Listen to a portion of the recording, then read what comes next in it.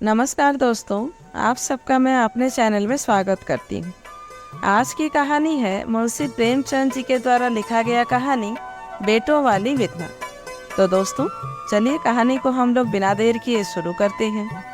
पंडित अयोध्यानाथ का देहांत हुआ तो सबने कहा, ईश्वर आदमी की ऐसी ही मौत दे। 4 जवान बेटे थे, एक लड़की।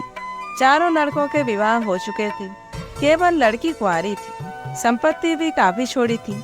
एक पक्का मकान, 2 बगीचे, कई हजार के गहने और 20,000 नगद। विधवा फूलमती को शोक तो हुआ और कई दिन तक बेहाल पड़ी रही, लेकिन जवान बेटों को सामने देखकर उसे ढाढ़स हुआ। चारों लड़के एक से एक सुशील, चारों बहुएं एक से एक बढ़कर आज्ञाकारिणी। जब वह रात को लेटती तो चारों बारी बारी से उसके पांव दबाती। वह स्नान करके उठती तो उसकी साड़ी छांटती। सारा घर उसके इशारे पर चलता था। बड़ा लड़का कामतानाथ एक दफ्तर में 50 रुपए पर नौकर था। छोटा उमानाथ डॉक्टरी पास कर चुका था और कहीं औषधालय खोलने की फिक्र में था। तीसरा दयानाथ बीए में फेल हो गया था और पत्रिकाओं में लेख लिखकर कुछ न कुछ कमा लेता था। चौथा सीतानाथ चारों में सबसे कुशाग्र बुद्धि और होनहार था और अब की बार बीए प्रथम श्रेणी में पास करके एमए की तैयारी में लगा हुआ था। इसी लड़के में वह दुर्व्यसन, वह छैलापन, वह लुटाऊपन ना था जो माता पिता को जलाता और कुल मर्यादा को डुबाता है। फूलमती घर की मालकिन थी। गो की कुंजियां बड़ी बहू के पास रहती थी। बुढ़िया में वह अधिकार प्रेम ना था जो वृद्ध जनों को कटु और कलहशील बना दिया करता है, किंतु उसकी इच्छा के बिना कोई बालक मिठाई तक ना मंगा सकता था। संध्या हो गई थी। पंडित को मरे आज 12वां दिन था। कल 13 है। ब्रह्म भोज होगा, बिरादरी के लोग निमंत्रित होंगे, उसी की तैयारियां हो रही थी। फूलमती अपनी कोठरी में बैठी देख रही थी। पल्लेदार बोरे में आटा लाकर रख रहे, घी के टीन आ रहे हैं, साग भाजी के टोकरे, शक्कर की बोरियां, दही के मटके चले आ रहे हैं। महापात्र के लिए दान की चीजें लाई गई, बर्तन, कपड़े, पलंग, बिछावन, छाते, जूते, छड़ियां, लालटेनें आदि। किंतु फूलमती को कोई चीज नहीं दिखाई गई। नियमानुसार ये सब सामान उसके पास आने चाहिए थे। वह प्रत्येक वस्तु को देखती, उसे पसंद करती, उसकी मात्रा में कमी बेसी का फैसला करती, तब इन चीजों को भंडारे में रखा जाता। क्यों उसे दिखाने और उसकी राय लेने की जरूरत नहीं समझी गई? अच्छा, वह आटा 3 ही बोरा क्यों आया? उसने तो 5 बोरों के लिए कहा था। घी भी 5 ही कनस्तर हैं, उसने तो 10 कनस्तर मंगवाए थे। इसी तरह साग, भाजी, शक्कर, दही आदि में भी कमी की गई होगी। किसने उसके हुक्म में हस्तक्षेप किया? जब उसने एक बात तय कर दी, तब किसे उसको घटाने बढ़ाने का अधिकार है? आज 40 वर्षों से घर के प्रत्येक मामले में फूलमती की बात सर्वमान्य थी। उसने 100 कहा तो 100 खर्च किए गए, 1 कहा तो 1। किसी ने मीन मेख ना की। यहाँ तक कि पंडित अयोध्यानाथ भी उसकी इच्छा के विरुद्ध कुछ न करते थे। पर आज उसकी आंखों के सामने प्रत्यक्ष रूप से उसके हुक्म की उपेक्षा की जा रही है। उसे यह क्यों कर स्वीकार कर सकती? कुछ देर तक तो वह जब्त किए बैठी रही, पर अंत में ना रहा गया। स्वायत्त शासन उसका स्वभाव हो गया था। वह क्रोध में भरी हुई आई और कामतानाथ से बोली, क्या आटा 3 ही बोरे लाए? मैंने तो 5 बोरों के लिए कहा था और घी भी 5 ही टीन मंगवाया। तुम्हें याद है, मैंने 10 कनस्तर कहा था। किफायत को मैं बुरा नहीं समझती, लेकिन जिसने यह कुआं खोदा उसी की आत्मा पानी को तरसे, यह कितनी लज्जा की बात है। कामतानाथ ने क्षमा याचना ना की, अपनी भूल भी स्वीकार ना की, लज्जित भी नहीं हुआ। 1 मिनट तो विद्रोही भाव से खड़ा रहा, फिर बोला, हम लोगों की सलाह 3 ही बोरों की हुई और 3 बोरे के लिए 5 टीन घी काफी था। इसी हिसाब से और चीजें भी कम कर दी गई है। फूलमती उग्र होकर बोली, किसकी राय से आटा कम किया गया? हम लोगों की राय से। तो मेरी राय कोई चीज नहीं है क्यों नहीं? लेकिन अपना हानि लाभ तो हम समझते हैं। फूलमती हक्की बक्की होकर उसका मुंह ताकने लगी। इस वाक्य का आशय उसकी समझ में न आया। अपना हानि लाभ? अपने घर में हानि लाभ की जिम्मेदार वह आप है। दूसरों को, चाहे वे उसके पेट के जने पुत्र ही क्यों न हो, उसके कामों में हस्तक्षेप करने का क्या अधिकार। यह लौंडा तो इस तिटाई से जवाब दे रहा है मानो घर उसी का है। उसी ने मर मर कर गृहस्थी जोड़ी है, मैं तो गैर हूँ। जरा इसकी हेकड़ी तो देखो। उसने तमतमाए हुए मुख से कहा, मेरे हानि लाभ के जिम्मेदार तुम नहीं हो, मुझे अख्तियार है, जो उचित समझो वह कर।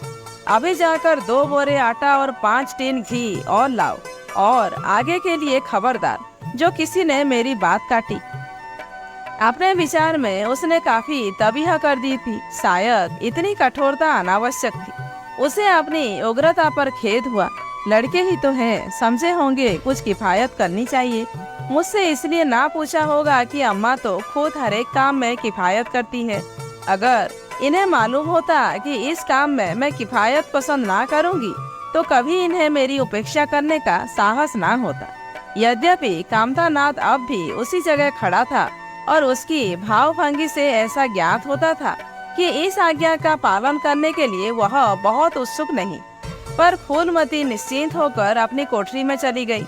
इतनी तबीहा पर भी किसी को उसकी अवज्ञा करने की सामर्थ्य हो सकती है, इसकी संभावना का ध्यान भी उसे न आया। पर ज्यों-ज्यों समय बीतने लगा, उस पर यह हकीकत खुलने लगी कि इस घर में अब उसकी वह हैसियत नहीं रही जो 10-12 दिन पहले थी। संबंधियों के यहाँ के नेवते में शक्कर, मिठाई, दही, अचार आदि आ रहे थे। बड़ी बहू इन वस्तुओं को स्वामिनी भाव से संभाल कर रख रही थी। कोई भी उससे पूछने नहीं आता। बिरादरी के लोग जो कुछ पूछते हैं कामतानाथ से या बड़ी बहू से। कामतानाथ कहाँ का बड़ा इंतजामकार है, रात दिन भंग पिए पड़ा रहता है, किसी तरह से रोध होकर दफ्तर चला जाता है। उसमें भी महीने में 15 नागों से कम नहीं होते। वह तो कहो साहब पंडित जी का लिहाज करता है, नहीं अब तक कभी का निकाल देता। और बड़ी बहू जैसी फूहड़ औरत भला इन सब बातों को क्या समझेगी। अपने कपड़े लत्ते तक तो जतन से रख नहीं सकती, चली है गृहस्थी चलाने, भद होगी और क्या। सब मिलकर कुल का नाक कटवाएंगे, वक्त पर कोई न कोई चीज कम हो ही जाएगी। इन कामों के लिए बड़ा अनुभव चाहिए। कोई चीज तो इतनी बन जाएगी कि वारी वारी फिरेगी, कोई चीज इतनी कम बनेगी कि किसी पत्तल पर पहुंचेगी, किसी पर नहीं। आखिर इन सबों को हो क्या गया है। अच्छा, बहू तिजोरी क्यों खोल रही है? वह मेरी आज्ञा के बिना तिजोरी खोलने वाली कौन होती है? पूंजी उसके पास है अवश्य, लेकिन जब तक मैं रुपए ना निकलवाऊं तिजोरी नहीं खुलती। आज तो इस तरह खोल रही है मानो मैं कुछ हूँ ही नहीं। वह मुझसे ना बर्दाश्त होगा। वह झनक कर उठी और बहू के पास जाकर कठोर स्वर में बोली, तिजोरी क्यों खोलती हो बहू? मैंने तो खोलने को नहीं कहा। बड़ी बहू निसंकोच भाव से उत्तर दिया, बाजार से सामान आया है तो दाम ना दिया जाएगा? कौन चीज किस भाव में आई है और कितनी आई है यह मुझे कुछ नहीं मालूम। जब तक हिसाब किताब ना हो जाए रुपए कैसे दिए जाए? हिसाब किताब सब हो गया है। किसने किया? अब मैं क्या जानूं किसने किया? जाकर मर्दों से पूछो। मुझे हुक्म मिला रुपए लेकर दे दो, रुपए लिए जाती हूँ। फूलमती खून का घूंट पीकर रह गई। इस वक्त बिगड़ने का अवसर ना था। घर में मेहमान स्त्री पुरुष भरे हुए थे। अगर इस वक्त उसने लड़कों को डांटा तो लोग यही कहेंगे कि इनके घर में पंडित जी के मरते ही फूट पड़ गई। दिल पर पत्थर रखकर फिर अपनी कोठरी में चली गई। जब मेहमान विदा हो जाएंगे तब वह एक एक की खबर लेगी। तब देखेगी कौन उसके सामने आता है और क्या कहता है। इनकी सारी चौकड़ी भुला देगी। किंतु कोठरी के एकांत में भी वह निश्चिंत ना बैठी थी। सारी परिस्थिति को गिद्ध दृष्टि से देख रही। कहाँ सत्कार का कौन सा नियम भंग होता है, कहाँ मर्यादाओं की उपेक्षा की जाती है। भोज आरंभ हो गया। सारी बिरादरी एक साथ पंगत में बैठा दी गई। आंगन में मुश्किल से 200 आदमी बैठ सकते हैं। ये 500 आदमी इतनी सी जगह में कैसे बैठ जाएंगे? क्या आदमी के ऊपर आदमी बिठाए जाएंगे? 2 पंगतों में लोग बिठाए जाते तो क्या बुराई हो जाती? यही तो होता कि 12 बजे की जगह भोज 2 बजे समाप्त होता। मगर यहाँ तो सबको सोने की जल्दी पड़ी हुई है। किसी तरह यह बला सिर से टले और चैन से सोए। लोग कितने सट कर बैठे हुए हैं कि किसी को हिलने की भी जगह नहीं। पत्तल एक पर एक रखे हुए हैं। पूरियां ठंडी हो गई। लोग गरम गरम मांग रहे हैं। मैदे की पूरियां ठंडी होकर चिमड़ी हो जाती हैं। इन्हें कौन खाएगा? रसोइये को कढ़ाव पर से ना जाने क्यों उठा दिया गया। यही सब बातें नाक काटने की है। सहसा शोर मचा। तरकारियों में नमक नहीं। बड़ी बहू जल्दी जल्दी नमक पीसने लगी। फूलमती क्रोध के मारे ओंठ चबा रही थी, पर इस अवसर पर मुंह न खोल सकती थी। नमक पीसा और पत्तलों पर डाला गया। इतने में फिर शोर मचा। पानी गर्म है, ठंडा पानी लाओ। ठंडे पानी का कोई प्रबंध न था। बर्फ भी ना मंगाई गई। आदमी बाजार दौड़ाया गया, मगर बाजार में इतनी रात गए बर्फ कहाँ। आदमी खाली हाथ लौट आया। मेहमानों को वही नल का गर्म पानी पीना पड़ा। फूलमती का बस चलता तो लड़कों का मुंह नोच देती। ऐसी छीछालेदर उसके घर में कभी ना हुई थी। उस पर सब मालिक बनने के लिए मरते हैं। बर्फ जैसी जरूरी चीज मंगवाने की भी किसी को सुधी न। सुधी कहाँ से रहे? अब किसी को गप लड़ाने से फुर्सत मिले। मेहमान अपने दिल में क्या कहेंगे कि चले हैं बिरादरी को भोज देने और घर में बर्फ तक नहीं। अच्छा, फिर यह हलचल क्यों मच गई? अरे, लोग पंगत से उठे जा रहे हैं। क्या मामला है? फूलमती उदासीन ना रह सकी। कोठरी से निकलकर बरामदे में आई और कामतानाथ से पूछा, क्या बात हो गई लल्ला? लोग उठे क्यों जा रहे हैं? कामता ने कोई जवाब न दिया। वहाँ से खिसक गया। फूलमती झुंझला कर रह गई। सहसा कहारिन मिल गई। फूलमती ने उससे भी यह प्रश्न किया। मालूम हुआ किसी के शोरबे में मरी हुई चूहिया निकल आई। फूलमती चित्रलिखित सी वहीं खड़ी रह गई। भीतर ऐसा उबाल उठा कि दीवार से सिर टकरा ले। अब आगे भोज का प्रबंध करने चले थे। इस फुहड़ पर की कोई हद है? कितने आदमियों का धर्म सत्यानाश हो गया। फिर पंगत क्यों न उठ जाए? आंखों से देखकर अपना धर्म कौन गवाएगा? हाँ, सारा किया करा मिट्टी में मिल गया। सैकड़ों रुपए पर पानी फिर गया। बदनामी हुई वह अलग। मेहमान उठ चुके थे। पत्तलों पर खाना ज्यों का त्यों पड़ा हुआ था। चारों लड़के आंगन में लज्जित खड़े थे, एक दूसरे को इल्जाम दे रहे। बड़ी बहू अपनी देवरानियों पर बिगड़ रही थी। देवरानियां सारा दोष कुमुद के सिर पर डालती थी। कुमुद खड़ी रो रही थी। उसी वक्त फूलमती झल्लाई हुई आकर बोली, मुंह में कालिक लगी कि नहीं, या अभी कुछ कसर बाकी है? डूब मरो, सबके सब जाकर चिल्लू भर पानी में।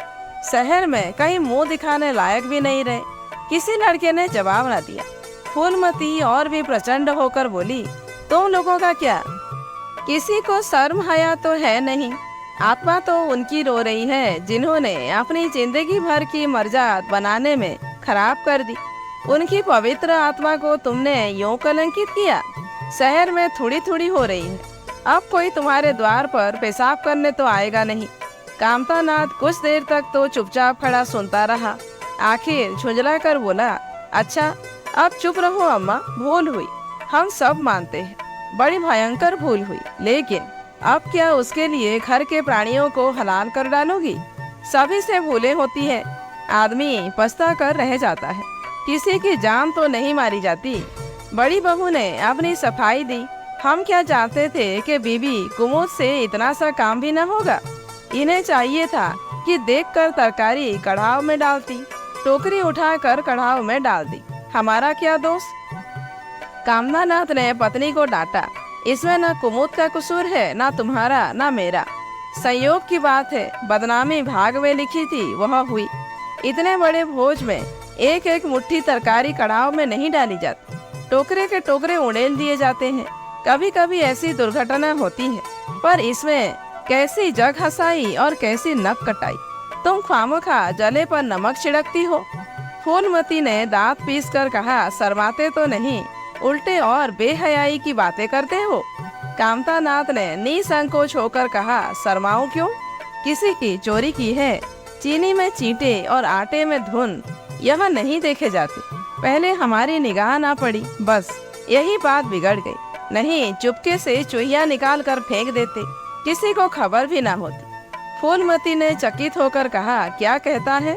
मरी चूहिया खिलाकर सबका धर्म बिगाड़ देता। कामता हंसकर बोला, क्या पुराने जमाने की बातें करती हो अम्मा? इन बातों से धर्म नहीं जाता। यह धर्मात्मा लोग जो पत्तल पर से उठ गए हैं, इनमें से कौन है जो भेड़ बकरी का मांस ना खाता हो? तालाब के कछुए और घोंघे तो किसी से बचते नहीं। जरा सी चूहिया में क्या रखा था? फूलमती को ऐसा प्रतीत हुआ कि अब प्रलय आने में बहुत देर नहीं है। जब पढ़े लिखे आदमियों के मन में ऐसे अधार्मिक भाव आने लगे तो फिर धर्म की भगवान ही रक्षा करें। अपना सा मुंह लेकर चली गई।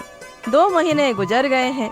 रात का समय है। चारों भाई दिन के काम से छुट्टी पाकर कमरे में बैठे गपशप कर रहे हैं। बड़ी बहू भी षड्यंत्र में शरीक है। कुमुद के विवाह का प्रश्न छिड़ा हुआ है। कामतानाथ ने मसनद पर टेक लगाते हुए कहा, दादा की बात दादा के साथ गई। पंडित विद्वान भी है और कुलीन भी होंगे, लेकिन जो आदमी अपनी विद्या और कुलीनता को रुपयों पर बेचे वह नीच है। ऐसे नीच आदमी के लड़के से हम कुमुद का विवाह सेंत में भी ना करेंगे। 5,000 तो दूर की बात है। उसे बताओ धत्ता और किसी दूसरे घर की तलाश करो। हमारे पास कुल 20,000 ही तो हैं। एक एक के हिस्से में 5-5 हजार आते हैं। 5,000 दहेज में दे दे और 5,000 नेग न्योछावर बाजे गाजे में उड़ा दे तो फिर हमारी बधिया ही बैठ जाएगी। उमानाथ बोले, मुझे अपना औषधालय खोलने के लिए कम से कम 5,000 की जरूरत है। मैं अपने हिस्से में से एक पाई भी नहीं दे सकता। फिर खुलते ही आमदनी तो होगी नहीं, कम से कम साल भर घर से खाना पड़ेगा। दयानाथ एक समाचार पत्र देख रहे थे। आंखों से ऐनक उतारते हुए बोले, मेरा विचार भी एक पत्र निकालने का है। प्रेस और पत्र में कम से कम 10,000 की कैपिटल चाहिए। 5,000 मेरे रहेंगे तो कोई न कोई साझेदार भी मिल जाएगा। पत्रों में लेख लिखकर मेरा निवाह नहीं हो सकता। कामतानाथ ने सिर हिलाते हुए कहा, अजी राम भजो, सेंत में कोई लेख छापता नहीं। रुपया कौन देता है? दयानाथ ने प्रतिवाद किया, नहीं, यह बात तो नहीं है। मैं तो कहीं भी बिना पेशगी पुरस्कार लिए नहीं लिखता। कामता ने जैसे अपने शब्द वापस लिए। तुम्हारी बात मैं नहीं कहता भाई, तुम तो थोड़ा बहुत मान लेते हो, लेकिन सबको तो नहीं मिलता। बड़ी बहू ने श्रद्धा भाव से कहा, कन्या भाग्यवान हो तो दरिद्र घर में भी सुखी रह सकती है, अभागी हो तो राजा के घर में भी रोएगी। यह सब नसीबों का खेल है। कामतानाथ ने स्त्री की ओर प्रशंसा भाव से देखा। फिर इसी साल हमें सीता का विवाह भी तो करना है। सीतानाथ सबसे छोटा था। सिर झुकाए भाइयों की स्वार्थ भरी बातें सुन सुनकर कुछ कहने के लिए उतावला हो रहा था। अपना नाम सुनते ही बोला, मेरे विवाह की आप लोग चिंता न करें। मैं जब तक किसी धंधे में ना लग जाऊंगा विवाह का नाम भी ना लूंगा। और सच पूछिए तो मैं विवाह करना ही नहीं चाहता। देश को इस समय बालकों की जरूरत नहीं, काम करने वालों की जरूरत है। मेरे हिस्से के रुपए आप कुमुद के विवाह में खर्च कर दें। सारी बातें तय हो जाने के बाद यह उचित नहीं है कि पंडित मुरारी लाल से संबंध तोड़ लिया जाए। उमा ने तीव्र स्वर में कहा, 10,000 कहाँ से आएंगे? सीता ने डरते हुए कहा, मैं तो अपने हिस्से के रुपए देने का कहता हूँ, और शेष मुरारी लाल से कहा जाए कि दहेज में कुछ कमी कर दे। वे इतने स्वार्थांध नहीं है कि इस अवसर पर कुछ बल खाने को तैयार ना हो जाए। अगर वह 3,000 में संतुष्ट हो जाए तो 5,000 में विवाह हो सकता है। उमा ने कामतानाथ से कहा, सुनते हैं भाई साहब इसकी बातें। दयानाथ बोल उठे, तो इसमें आप लोगों का क्या नुकसान है? मुझे तो इस बात से खुशी हो रही है कि भला हमें कोई तो त्याग करने के योग्य है। इन्हें तत्काल रुपए की जरूरत नहीं है, सरकार से वजीफा पाते ही हैं। पास होने पर कहीं न कहीं जगह मिल जाएगी। हम लोगों की हालत तो ऐसी नहीं है। कामतानाथ ने दूरदर्शिता का परिचय दिया। नुकसान की एक ही कहीं, हम में से एक को कष्ट हो तो क्या और लोग बैठे देखेंगे? यहाँ अभी लड़के हैं, इन्हें क्या मालूम समय पर 1 रुपया 1 लाख का काम करता है। कौन जानता है कल इन्हें विलायत जाकर पढ़ने के लिए सरकारी वजीफा मिल जाए या सिविल सर्विस में आ जाए। उस वक्त सफर की तैयारियों में 4-5 हजार लग जाएंगे। तब किसके सामने हाथ फैलाते फिरेंगे? मैं यह नहीं चाहता कि दहेज के पीछे इनकी जिंदगी नष्ट हो जाए। इस तर्क ने सीतानाथ को भी तोड़ लिया। सकुचाता हुआ बोला, हाँ, यदि ऐसा हुआ तो बेशक मुझे रुपयों की जरूरत होगी। क्या ऐसा होना असंभव है? असंभव तो नहीं समझता, लेकिन कठिन अवश्य है। वजीफे उन्हें मिलते हैं जिनके पास सिफारिशें होती हैं। मुझे कौन पूछता है? कभी कभी सिफारिशें धरी रह जाती हैं और बिना सिफारिश वाले बाजी मार ले जाते हैं। तो आप जैसा उचित समझे। मुझे यहाँ तक मंजूर है कि चाहे मैं विलायत ना जाऊं, पर कुमुद अच्छे घर जाए। कामतानाथ ने निष्ठा भाव से कहा, अच्छा घर दहेज देने ही से नहीं मिलता भैया। जैसा तुम्हारी भाभी ने कहा, यह नसीबों का खेल है। मैं तो चाहता हूँ कि मुरारी लाल को जवाब दे दिया जाए और कोई ऐसा घर खोजा जाए जो थोड़े में राजी हो जाए। इस विवाह में मैं 1000 से ज्यादा नहीं खर्च कर सकता। पंडित दीनदयाल कैसे हैं? उमा ने प्रसन्न होकर कहा, बहुत अच्छे। MA BA ना सही, जजमानों से अच्छी आमदनी है। दयानाथ ने आपत्ति की, अम्मा से भी पूछ तो लेना चाहिए। कामतानाथ को इसकी कोई जरूरत ना मालूम। बोले, उनकी तो जैसे बुद्धि ही भ्रष्ट हो गई। वही पुराने युग की बातें मुरारी लाल के नाम पर उधार खाए बैठी हैं। यह नहीं समझती कि यह जमाना नहीं रहा। उनको तो बस कुमुद मुरारी पंडित के घर जाए, चाहे हम लोग तबाह हो जाएं। उमा ने एक शंका उपस्थित की, अम्मा अपने सब गहने कुमुद को दे देंगी, देख लीजिएगा। कामतानाथ का स्वार्थ नीति से विद्रोह ना कर सका। बोले, गहनों पर उनका पूरा अधिकार है। यह उनका स्त्री धन है, जिसे चाहे दे सकती हैं। उमा ने कहा, स्त्री धन है तो क्या यह उसे लुटा देंगी? आखिर वह भी तो दादा की ही कमाई है। किसी की कमाई हो, स्त्री धन पर उनका पूरा अधिकार है। यह कानूनी गोरख धंधे हैं। 20,000 में तो 4 हिस्सेदार हों और 10,000 के गहने अम्मा के पास रह जाए, देख लेना। इन्हीं के बल पर वह कुमुद का विवाह मुरारी पंडित के घर करेंगे। उमानाथ इतनी बड़ी रकम को इतनी आसानी से नहीं छोड़ सकता। वह कपट नीति में कुशल है। कोई कौशल रच कर माता से सारे गहने ले लेगा। उस वक्त तक कुमुद के विवाह की चर्चा करके फूलमती को भड़काना उचित नहीं। कामतानाथ ने सिर हिलाकर कहा, भाई, मैं इन चालों को पसंद नहीं करता। उमानाथ ने खिसिया कर कहा, गहने 10,000 से कम के ना होंगे। कामता अविचलित स्वर में बोले, कितने ही के हों, मैं अनीति में हाथ नहीं डालना चाहता। तो आप अलग बैठिए। हाँ, बीच में भांजे ना मारिएगा। मैं अलग रहूंगा और तुम सीता अलग रहूंगा। लेकिन जब दयानाथ से यही प्रश्न किया गया तो वह उमानाथ से सहयोग करने को तैयार हो गया। 10,000 में 2,500 तो उसके होंगे ही। इतनी बड़ी रकम के लिए यदि कुछ कौशल भी करना पड़े तो क्षम्य है। फूलमती रात को भोजन करके लेटी थी कि उमा और दया उसके पास जाकर बैठ गए। दोनों ऐसा मुंह बनाए हुए थे मानो कोई भारी विपत्ति आ पड़ी है। फूलमती ने सशंक होकर पूछा, तुम दोनों घबराए हुए मालूम होते हो। उमा ने सिर खुजलाते हुए कहा, समाचार पत्रों में लेख लिखना बड़े जोखिम का काम है अम्मा। कितना ही बचकर लिखो, लेकिन कहीं ना कहीं पकड़ हो ही जाती है। दयानाथ ने एक लेख लिखा था, उस पर 5,000 की जमानत मांगी गई है। अगर कल तक जमा ना कर दी गई तो गिरफ्तार हो जाएंगे और 10 साल की सजा ठुक जाएगी। फूलमती ने सिर पीटकर कहा, ऐसी बातें क्यों लिखते हो बेटा? जानते नहीं हो आजकल हमारे अधीन आए हुए हैं, जमानत किसी तरह टल नहीं सकती। दयानाथ ने अपराधी भाव से उत्तर दिया, मैंने तो अम्मा ऐसी कोई बात नहीं लिखी थी, लेकिन किस्मत को क्या करूं। हाकिम जिला इतना कड़ा है कि जरा भी रियायत नहीं करता। मैंने जितनी दौड़ धूप हो सकती थी वह सब कर ली। तो तुमने कामता से रुपए का प्रबंध करने को नहीं कहा? उमा ने मुंह बनाया। उनका स्वभाव तो तुम जानती हो अम्मा, उन्हें रुपए प्राणों से प्यारे हैं। इन्हें चाहे काला पानी ही हो जाए, वह एक पाई न देंगे। दयानाथ ने समर्थन किया, मैंने तो उनसे इसका जिक्र ही नहीं किया। फूलमती ने चारपाई से उठते हुए कहा, भला मैं कहती हूँ देगा कैसे नहीं? रुपए इसी दिन के लिए होते हैं कि गाड़ कर रखने के लिए? उमानाथ ने माता को रोककर कहा, नहीं अम्मा, उनसे कुछ ना कहो। रुपए तो ना देंगे, उल्टे और हाय हाय मचाएंगे। उनको अपनी नौकरी की खैरियत मनानी है, इन्हें घर में भी रहने ना देंगे। अफसरों में जाकर खबर कर दे तो आश्चर्य नहीं। फूलमती ने लाचार होकर कहा, तो फिर जमानत का क्या प्रबंध करोगे? मेरे पास तो कुछ नहीं है। हाँ, मेरे गहने हैं, इन्हें ले जाओ, कहीं गिरव रख कर जमानत दे दो, और आज से कान पकड़ो कि किसी पत्र में एक शब्द भी ना लिखोगे। दयानाथ कानों पर हाथ रखकर बोला, यह तो नहीं हो सकता अम्मा कि तुम्हारे जेवर लेकर मैं अपनी जान बचाऊं। 10-5 साल की कैद ही हो जाए, झेल लूंगा। यहीं बैठा बैठा क्या कर रहा हूँ?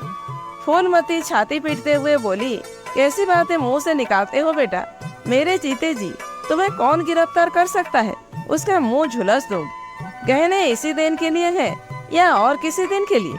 अब तुम ही न रहोगे तो गहने लेकर क्या आग में झोंकूंगी? उसने पिटारी लाकर उसके सामने रख दी।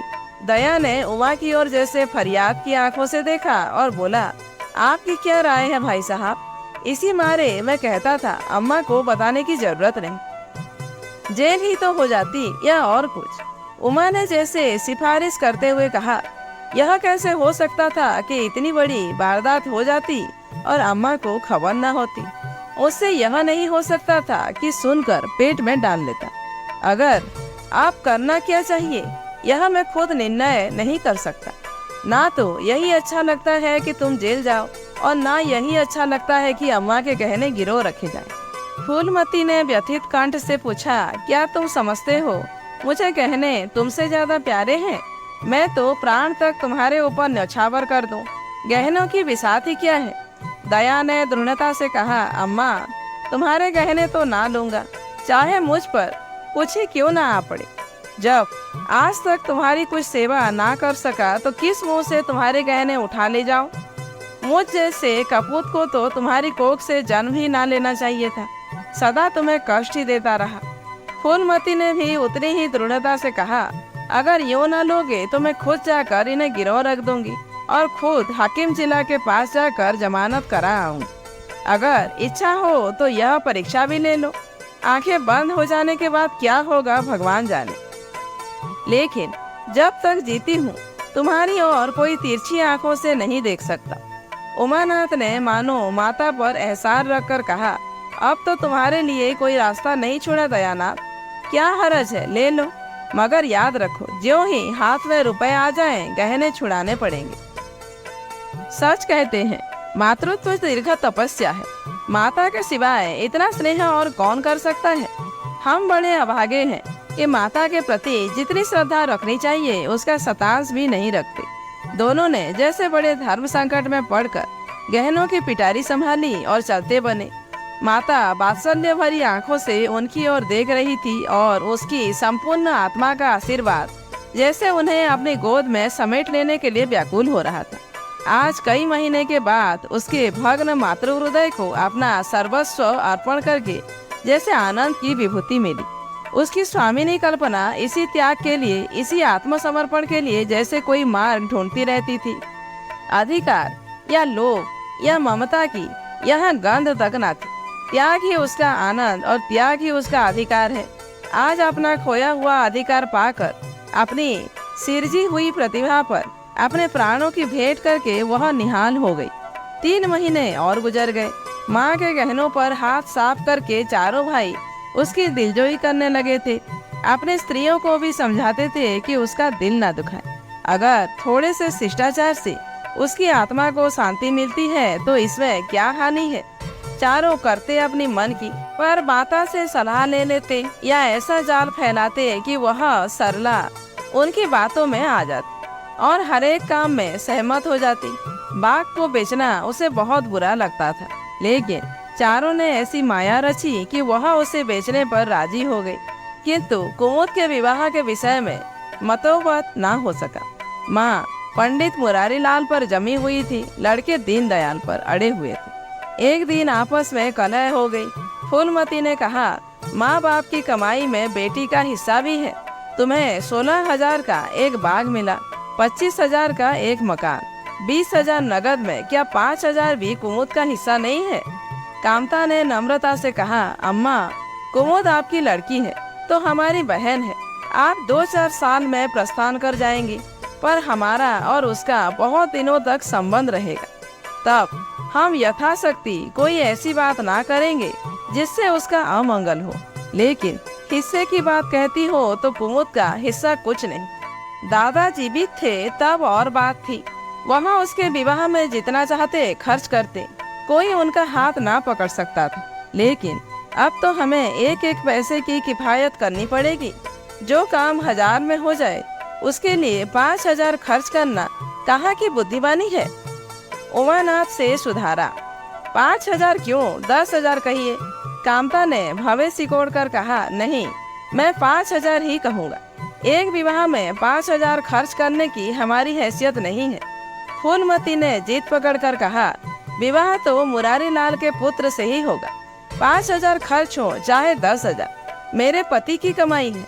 मैंने मर मर कर जोड़ा है, अपनी इच्छा से खर्च करूंगी। तुम्ही ने मेरी कोख से नहीं जन्म लिया है, कुमुद भी उसी कोख से आई है। मेरी आंखों में तुम सब बराबर हो। मैं किसी से कुछ मांगती नहीं। तुम बैठे तमाशा देखो, मैं सब कुछ कर लूंगी। 20,000 में 5,000 कुमुद का है। कामतानाथ को अब कड़वे सत्य की शरण लेने के सिवा और मार्ग न रहा। बोला, अम्मा तुम बरबस बात बढ़ाती हो। जिस रुपयों की तुम अपना समझती हो वह तुम्हारे नहीं है। तुम हमारी अनुमति के बिना उनमें से कुछ नहीं खर्च कर सकते। फूलमती को जैसे सर्प ने डस लिया। क्या कहा, फिर तो कहना। मैं अपने ही सचे रुपए अपनी इच्छा से नहीं खर्च कर सकती। वह रुपए तुम्हारे नहीं रहे, हमारे हो गए। तुम्हारे होंगे लेकिन मेरे मरने के पीछे नहीं, दादा के मरते ही हमारे हो गए। उमानाथ ने बेहयाई से कहा, अम्मा कानून कायदा तो जानती नहीं, नाहक उछलती है। फूलमती क्रोध बेहाल होकर बोली, भाड़ में जाए तुम्हारा कानून। मैं ऐसे कानून को नहीं जानती। तुम्हारे दादा ऐसे कोई धन्ना सेठ नहीं थे। मैंने ही पेट और तन काट कर यह गृहस्थी जोड़ी है। नहीं, आज बैठने की छा न मिलती। मेरे जीते जी तुम मेरे रुपए नहीं छू सकते। मैंने 3 भाइयों के विवाह में 10-10 हजार खर्च किए हैं, वही मैं कुमुद के विवाह में भी खर्च करूँगी। कामतानाथ ने भी गर्व से कहा, आपको कुछ भी खर्च करने का अधिकार नहीं है। उमानाथ ने बड़े भाई को डांटा, आप खामखा अम्मा को मुंह लगाते हैं भाई साहब। मुरारी लाल को पत्र लिख दीजिए कि तुम्हारे यहाँ कुमुद का विवाह ना होगा। बस छुट्टी हुई। कायदा कानून तो जानती नहीं, व्यर्थ की बहस करती है। फूलमती ने संयमित स्वर से कहा, अच्छा क्या कानून है, जरा मैं भी सुनूं। उमा ने निरीह भाव से कहा, कानून यही है कि बाप के मरने के बाद जायदाद बेटों की हो जाती है। माँ का हक केवल रोटी कपड़े का है। फूलमती ने तड़प कर पूछा, किसने यह कानून बनाया है। उमा शांत स्थिर स्वर में बोला, हमारे ऋषियों ने, महाराज मनु ने, और किसने। फूलमती एक क्षण अवाक रहकर आहत कंठ से बोली, तो इस घर में मैं तुम्हारे टुकड़ों पर पड़ी हुई हूँ। उमानाथ ने न्यायाधीश की निर्ममता से कहा, तुम जैसा समझो। फूलमती की संपूर्ण आत्मा मानो इस वज्रपात से चित्कार करने लगी। उसके मुख से जलती हुई चिंगारियों की भांति यह शब्द निकल पड़े, मैंने घर बनवाया, मैंने संपत्ति जोड़ी, मैंने तुम्हें जन्म दिया, पाला, और आज मैं इस घर में गैर हूँ। मनु का यही कानून है और तुम उसी कानून पर चलना चाहते हो। अच्छी बात है, अपना घर द्वार लो। मुझे तुम्हारी आश्रिता बनकर रहना स्वीकार नहीं। इससे कहीं अच्छा है कि मैं मर जाऊं। वाह रे अंधेर, मैंने पेड़ लगाया और मैं ही उसकी छाह में खड़ी नहीं हो सकती। अगर यही कानून है तो इसमें आग लग जाए। चारों युवकों पर माता के इस क्रोध और आतंक का कोई असर न हुआ। कानून का फौलादी कवच उनकी रक्षा कर रहा था। इन कांटों का उन पर क्या असर हो सकता था। जरा देर में फूलमती उठकर चली गई। आज जीवन में पहली बार उसका वात्सल्य मन मातृत्व अविश्वास बनकर उसे धिक्कारने लगा। जिस मातृत्व को उसने जीवन की विभूति समझा था, जिसके चरणों पर वह सदैव अपनी समस्त अभिलाषाओं और कामनाओं को अर्पित करके अपने को धन्य मानती थी, वही मातृत्व आज उसे अग्निकुंड सा जान पड़ा, जिसमें उसका जीवन जलकर भस्म हो गया। संध्या हो गई थी। द्वार पर नीम का वृक्ष सिर झुकाए निस्तब्ध खड़ा था, मानो संसार की गति पर क्षुब्ध हो रहा हो। अस्ताचल की ओर प्रकाश और जीवन का देवता फूलमती के मातृत्व ही की भांति अपनी चिंता में जल रहा था। फूलमती अपने कमरे में जाकर लेटी तो उसे मालूम हुआ उसकी कमर टूट गई। पति के मरते ही अपने पेट के लड़के उसके शत्रु हो जाएंगे, उसको स्वप्न में भी अनुमान ना था। जिन लड़कों को उसने अपना हृदय रक्त पिला पिला कर पाला, वही आज उसके हृदय पर यूं आघात कर रहे हैं। अब वह घर उसे कांटों के सेज हो रहा था, जहां उसकी कुछ कद्र नहीं, कुछ गिनती नहीं।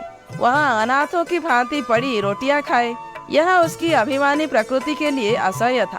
पर उपाय ही क्या था? यह लड़कों से अलग होकर रहे भी तो नाक किसकी कटेगी? संसार उसे थूके तो क्या, और लड़कों को थूके तो क्या, बदनामी तो उसी की है। दुनिया यही तो कहेगी कि 4 जवान बेटों के होते बुढ़िया अलग पड़ी हुई मजूरी करके पेट पाल रही है। जिन्हें उसने हमेशा नीच समझा, वही उस पर हंसेंगे। नहीं, वह अपमान इस अनादर से कहीं ज्यादा हृदय विदारक था। अब अपना और घर का पर्दा ढके रहने में ही कुशल है। हाँ, अब उसे अपने को नई परिस्थितियों के अनुकूल बनाना पड़ेगा। समय बदल गया है। अब तक स्वामिनी बनकर रही, अब नौकरानी बनकर रहना पड़ेगा। ईश्वर की यही इच्छा है। अपने बेटों की बातें और लातें गैरों की बातों और लातों की अपेक्षा फिर भी गनीमत है। वहाँ बड़ी देर तक मुंह ढांपे अपनी दशा पर रोती रही। सारी रात इसी आत्मवेदना में कट गई। शरद का प्रभाव डरता डरता उषा की गोद से निकला, जैसे कोई कैदी छिपकर जेल से भाग आया। फूलमती अपने नियम के विरुद्ध आज तड़के ही उठी। रात भर में उसका मानसिक परिवर्तन हो चुका था। सारा घर सो रहा था और वह आंगन में झाड़ू लगा रही थी। रात भर ओस में भीगी हुई उसकी पक्की जमीन उसके नंगे पैरों में कांटों की तरह चुभ रही। पंडित जी उसे कभी इतने सवेरे उठने न देते थे। शीत उसके लिए बहुत हानिकारक, पर अब वह दिन नहीं रहे। प्रकृति उसको भी समय के साथ बदल देने का प्रयत्न कर रही थी। झाड़ू से फुर्सत पाकर उसने आग जलाई और चावल दाल की कांकड़ियां चुनने लगी। कुछ देर में लड़के जागे, बहुएं उठी। सभी ने बुढ़िया को सर्दी से सिकुड़े हुए काम करते देखा, पर किसी ने यह न कहा कि अम्मा क्यों हलकान होती हो। शायद सब के सब बुढ़िया के इस मान मर्दन पर प्रसन्न थे। आज से फूलमती का यही नियम हो गया कि जी तोड़कर घर का काम करना और अंतरंग नीति से अलग रहना। उसके मुख पर जो एक आत्मगौरव झलकता रहता था, उसकी जगह अब गहरी वेदना छाई हुई नजर आती थी। जहाँ बिजली जलती थी, वहाँ अब तेल का दिया टिमटिमा रहा था, जिसे बुझा देने के लिए हवा का एक हल्का सा झोंका काफी है। मुरारी लाल को इनकारी पत्र लिखने की बात पक्की हो चुकी थी। दूसरे दिन पत्र लिख दिया गया। दीनदयाल से कुमुद का विवाह निश्चित हो गया। दीनदयाल की उम्र 40 से कुछ अधिक थी। मर्यादा में भी कुछ हेठे थे, पर रोटी दाल से खुश थे। बिना किसी ठहराव के विवाह करने पर राजी हो गए। तिथि नियत हुई, बारात आई, विवाह हुआ और कुमुद विदा कर दी गई। फूलमती के दिल पर क्या गुजर रही थी, इसे कौन जान सकता है, पर चारों भाई बहुत प्रसन्न थे, मानो उनके हृदय का कांटा निकल गया हो। ऊंचे कुल की कन्या मुंह कैसे खोलती? भाग्य में सुख भोगना लिखा होगा, सुख भोगेगी। दुख भोगना लिखा होगा, दुख भोगेगी। हरी इच्छा बेकसों का अंतिम अवलंब है।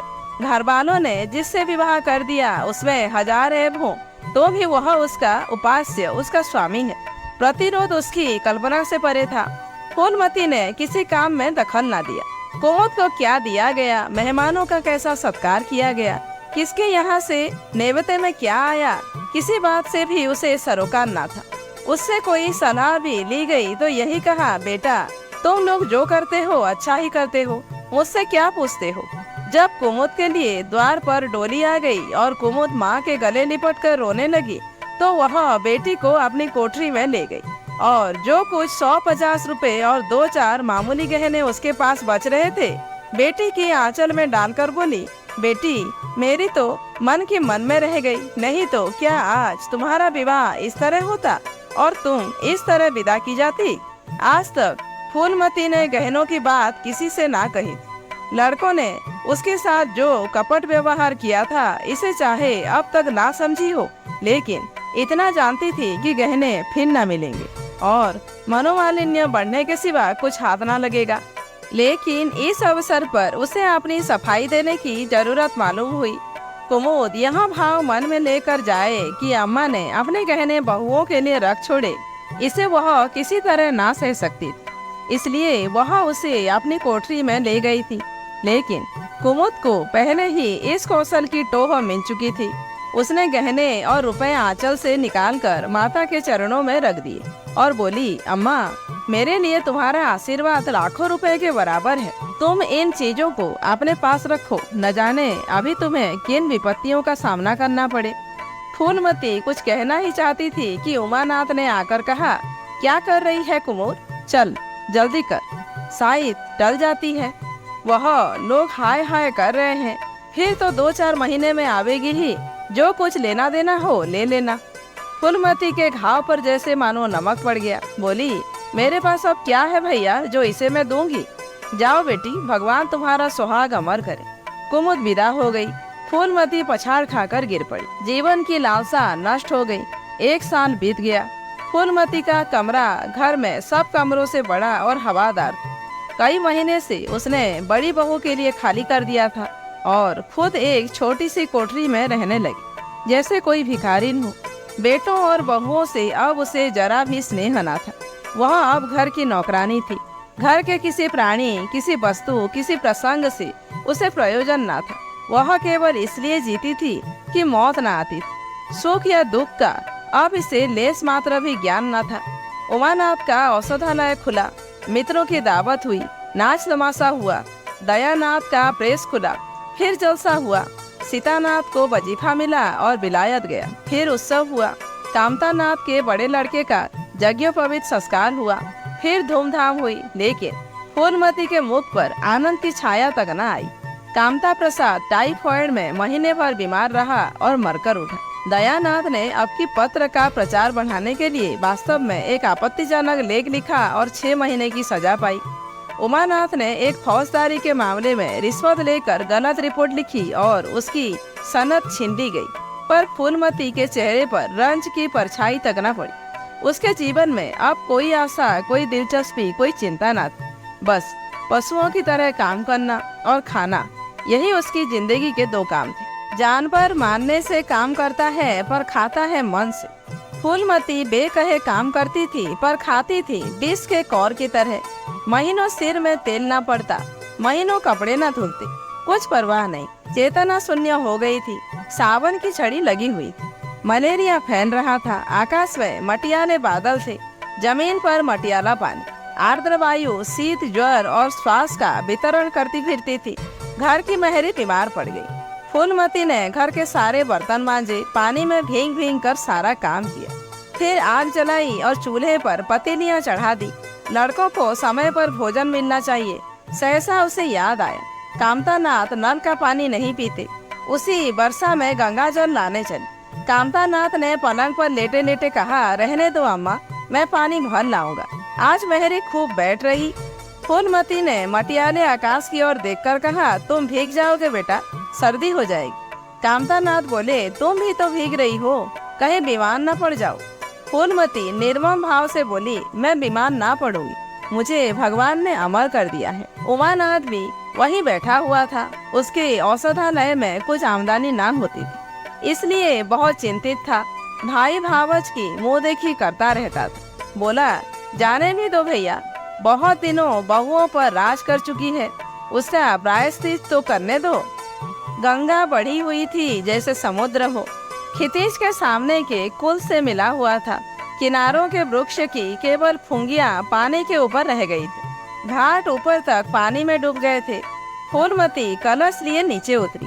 पानी भरा और ऊपर जा रही थी कि पांव फिसला, संभल न सकी, पानी में गिर पड़ी। पल भर हाथ पांव चलाए, फिर लहरें उसे नीचे खींच ली गई। किनारे पर 2-4 पंडित चिल्लाए, अरे दौड़ो, बुढ़िया डूबी जाती है।